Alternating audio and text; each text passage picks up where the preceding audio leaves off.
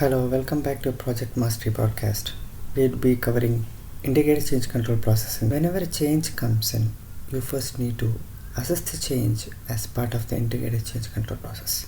You will need to find out whether this change is fitting the strategic plan, whether this change is well within the project charter, whether this change is going to be beneficial for the project, and does it impact other constraints. You need to understand whether this change is going to be beneficial to the project. You also need to understand whether this change is going to impact the other areas within the same knowledge area. Let's say, for example, there is a scope change, a request to add a new scope.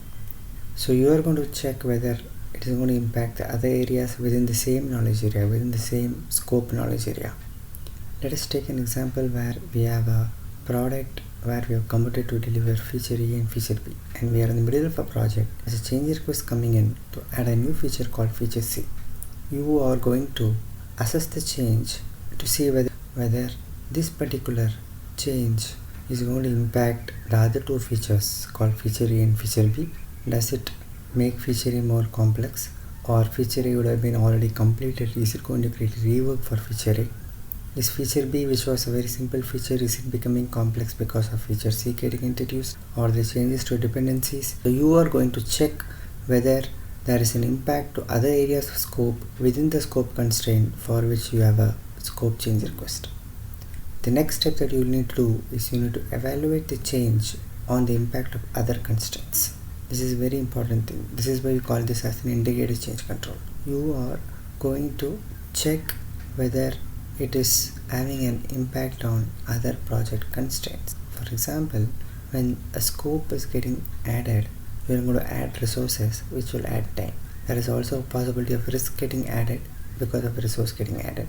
You need to check whether does it even impact quality, because if the module is so complex and you don't have the required tools to deliver the feature, or probably you're using a lesser version of the tools to handle their functionality, the quality might get impacted. So we need to understand whether it is going to impact the other project constraints like cost, risk, human resources, and schedule. So we spoke about project constraints in the previous episode. We need to see whether there is an impact to every other constraint because of the scope change, and you have to come up with options to minimize the impact on these constraints. Is it possible to minimize the impact on these constraints? For example, we say that adding a feature is going to add a new resource, and you're going to add a cost here. What is the cost, additional cost increase because of adding a resource? Do you need a contract you need to hire within the organization, or you have to do external hiring? It's based on the skill that is required to perform feature C. So you understand that it is going to be costly to do an external hiring. So you try to find out resources within the organization so that you can reduce the additional cost increase, or you try to see whether you have a resource who is already skilled on this new skill and is a multi-skilled resource. Probably you want to assign that multi-skilled resource to feature C, and the feature A that is already working on, some other resource can work on feature A.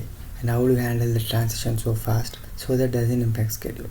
If the critical path is getting impacted, if there are more dependencies getting introduced, then the scope change will also delay the schedule, and you need to think that is also going to increase cost. Or do I need to do one partial part of the work within the team which is capable of doing the partial work, and the second part of the work for feature C which I can do with an automated tool? In that case, you're not going to procure the full version of the automated tool.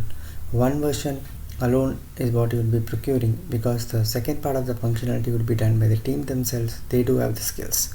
So you need to come up with all these options to understand what is the impact on other constraints, what is the impact on quality, what is the impact on risk, what is the impact on schedule because of the scope change, right? And you will need to see whether you can minimize the impact through these options. You have to come up with the options to see whether can I compromise quality, can I cut quality to accommodate scope, can I cut cost, can I compromise on the schedule in order to accommodate the scope. Example, a project which has to be completed before the start of a season, then you have a highly prioritized schedule constraint. This means you will not be able to trade off schedule. You need to accommodate the scope, but you can't increase the schedule at any cost. How do you accommodate the scope without increasing the schedule? You either need to have efficient resources who can work on them, or you're going to have the resources work overtime, or you're going to have the automated tools being procured which can immediately do this extra job. Are you going to trade off cost to accommodate the scope? You cannot trade off schedule, because schedule is the most priority constraint. You have to complete the project before the summer season starts. So now understand that you cannot trade off schedule to accommodate scope. You cannot trade off schedule to accommodate scope. But can you cut cost? Can you compromise on quality? And what is the risk factor involved here? Right? We will need to start thinking about all of these actions. And once you have looked into these options, then you are going to check with CCB, which is the Change Control Board. You can assume Change Control Board is a formally recognized board which is going to formally review the change request, and it's either going to approve or accept or postpone the changes. Not all the changes goes to CCB. There are changes where you are the authority to approve yourself, but any changes that are going to impact the project charter, the baselines, the project management plans, or any company policies or procedures will definitely need to go through CCB process. So the change control board will have people like project manager, customer, senior leadership team. It's a formally set up board which is going to formally approve the change request or deny the change request or postpone the change request. Once the change request is either approved or denied or postponed, you will need to update the change log, the reason for rejection, the reason for approval, the rationale behind why it's being postponed. So you need to update the change log once the changes are approved or rejected or is getting postponed, right?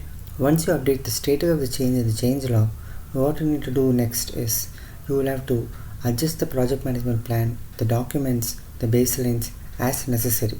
So for example, you would have got a risk getting added, you need to update the risk register. You need to update the scope baseline because the scope is getting added. You need to update the cost baseline because there is a cost increase of additional $15,000, right? So you need to update all of these documents and come up with a revised plan, revised baseline, revised set of baseline documents. Once you have reflected on the revised documents, these revised documents need to be communicated to the team. So the next step that you will be doing is you are going to formally communicate the change to all the required stakeholders.